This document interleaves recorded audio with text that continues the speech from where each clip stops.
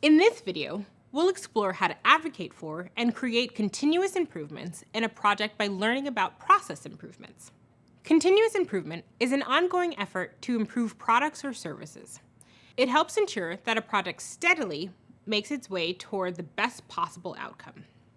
Continuous improvement begins with recognizing when processes and tasks need to be created, eliminated, or improved. Then a project manager must plan for and implement changes to keep the project on track. That's where process improvement comes from. Process improvement is the practice of identifying, analyzing, and improving existing processes to enhance the performance of your team and to develop best practices, or to optimize consumer experiences. When working through process improvements, using a controlled environment in an experiment can help you understand if the changes you're considering fix your problem. A control is an experiment or observation designed to minimize the effects of variables. Control groups are representative samples that help you to determine that the differences between your experimental groups and the norm are due to your changes rather than something else. They eliminate alternative explanations for your results. If you aren't familiar with this, that's okay, because I'll break it down for you. For example, you observe a problem with your process and put forward a hypothesis, which is an educated guess about what's causing the problem and how you'd fix it. Then you change one variable in the system, keeping the control group the same, and observe your results again. Let's put this in the context of Project PlantPal's scenario. Business is booming for Office Green, and demand for your team's new PlantPal service is rapidly growing.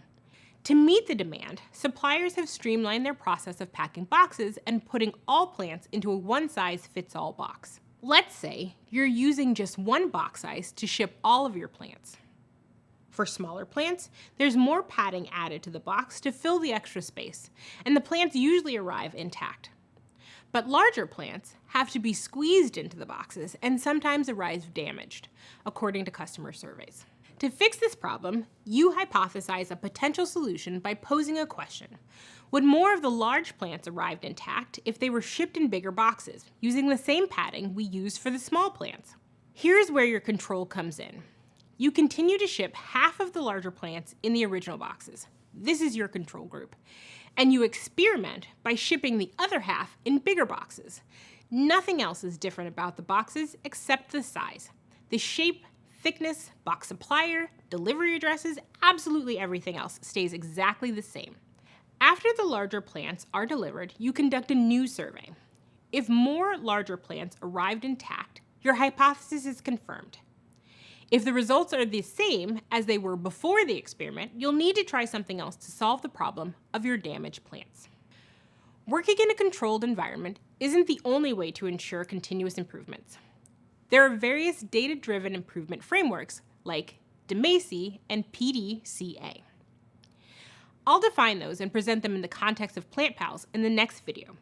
See you there.